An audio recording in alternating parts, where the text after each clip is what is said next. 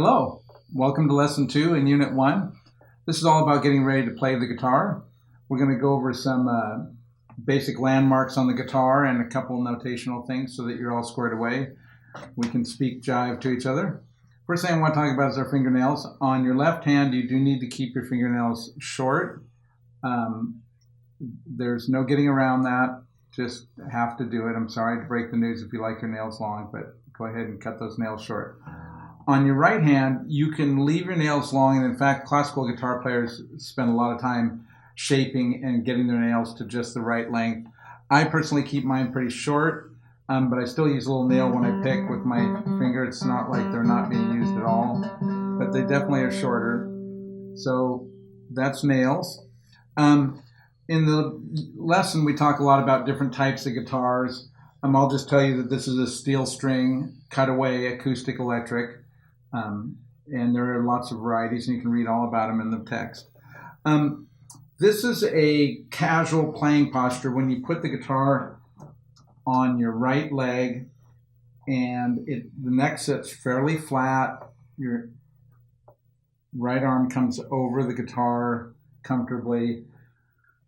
We generally want to keep our arm pretty straight and relaxed, our shoulder in. This part of our arm is pretty in line with our torso. And the big thing we want to watch for is not pouring the water out of the end of the guitar. People do this.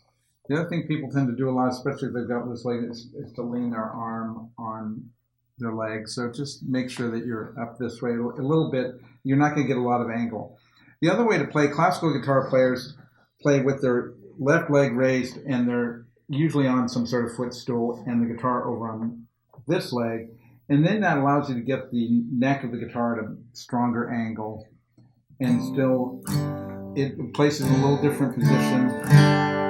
And if you use a strap, it kind of tends to split the middle and be somewhere in the middle. So just realize if you're struggling with fingering, sometimes getting it over on this hand, this leg, and getting the neck up at an angle will help facilitate left-hand fingerings. So this is, again, sort of a classical posture. And usually they wouldn't use a finger, but the flat pick, they'd be playing with their fingers. Or more of a casual posture, where it's on this leg and the neck is a little flatter, and then somewhere in between is with your strap. All right, let's talk about the string numbers and the string referencing. So I say the guitar is the land of backwards. So first of all, the low string is closest to my nose, and the high string is closest to the floor. So if I say go up a string, I actually mean toward the floor. So if I'm on the string and say go a string higher, I mean toward the floor. And that's just a little bit counterintuitive. The strings are numbered from low to high. 6, 5, 4, 3, 2, 1. And again, that can be a little bit confusing. When the guitar often is notated on paper, it's often in a vertical position. And so this, if you're used to reading left to right, which of course we are, you would expect that we would have started with 1, but we actually start with 6. They're numbered backwards. 6, 5, 4, 3, 2, 1. Similarly, in this position, down the neck is that way, and up the neck is this way, because again, we're talking about the sound. As I shorten the string, the sound gets higher. So if you're in playing position, I say go up the neck, I mean this way to the right as a player. And if I go down the neck, I'm going this way, I'm making the string longer.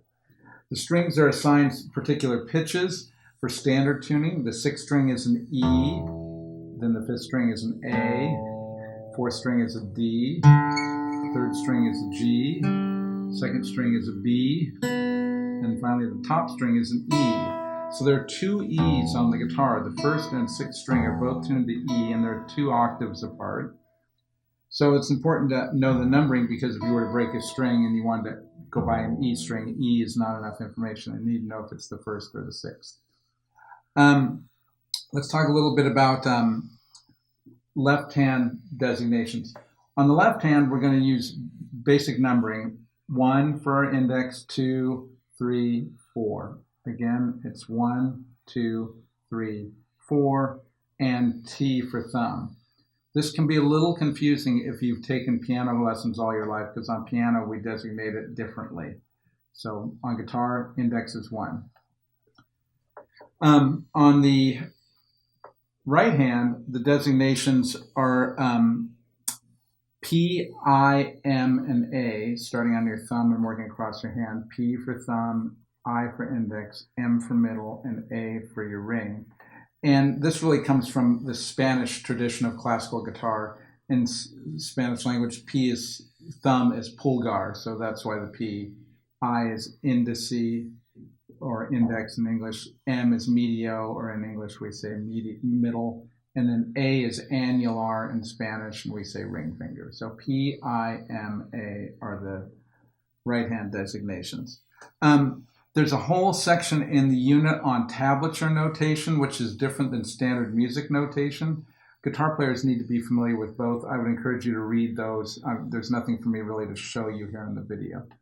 All right, well, I'm really excited to get you on to Unit 1, Lesson 3, so I'll see you there. Bye-bye.